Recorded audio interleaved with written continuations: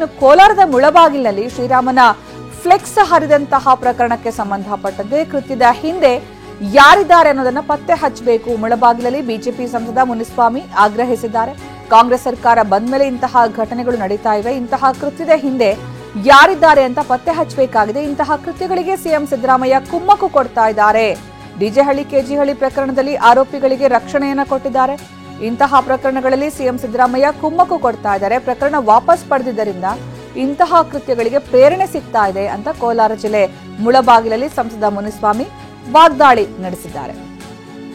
ಇನ್ನು ನಿನ್ನೆ ಮಾತಾಡ್ತಾ ಮುನಿಸ್ವಾಮಿ ಅವರು ಹೇಳ್ತಾ ಇದ್ರು, ಈ ಕಟೌಟ್ ಅನ್ನ ಯಾರು ಹರಿದಿದ್ದಾರೋ, ಬ್ಲೇಡ್ ನಿಂದ ಕೊಯ್ದಿದ್ದಾರೋ ಅವರ ಕೈಯಲ್ಲೇ ಮತ್ತೆ ವಾಪಸ್ ಆ ಕಟೌಟ್ ಅನ್ನ ಹಾಕಿಸಬೇಕು. ಜೊತೆಗೆ ಅವರು ಸಾರ್ವಜನಿಕವಾಗಿ ಕ್ಷಮೆ ಕೇಳಬೇಕು. ಇದು ನಮ್ಮ ಆಗ್ರಹ, ನಾವು ಪ್ರತಿಭಟನೆ ಮಾಡ್ತೀವಿ ಅಂತ ಸಾಕಷ್ಟು ಆಕ್ರೋಶ ವ್ಯಕ್ತಪಡಿಸಿದ್ರು ಮುನಿಸ್ವಾಮಿ. ಇದೀಗ ಸಿಎಂ ಸಿದ್ದರಾಮಯ್ಯ ಅವರ ವಿರುದ್ಧವೇ ಹರಿಹಾಯ್ದಿದ್ದಾರೆ. ಇದರ ಹಿಂದೆ ಯಾರಿದ್ದಾರೆ ಅನ್ನೋದನ್ನ ಪತ್ತೆ ಹಚ್ಚಬೇಕು.